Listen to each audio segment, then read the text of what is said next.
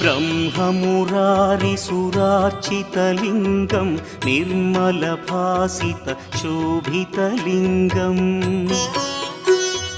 जन्मजदुःखविनाशकलिङ्गं तत्प्रणमामि सदा शिवलिङ्गम् देवमुनिप्रवरार्चितलिङ्गं कामदहन करुणाकरलिङ्गम्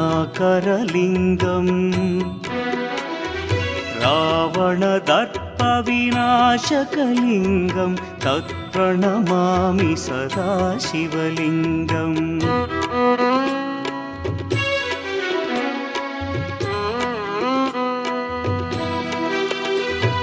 सर्वसुगन्धसुलेपितलिङ्गं बुद्धिविवर्धनकारणलिङ्गं सिद्धसुरासु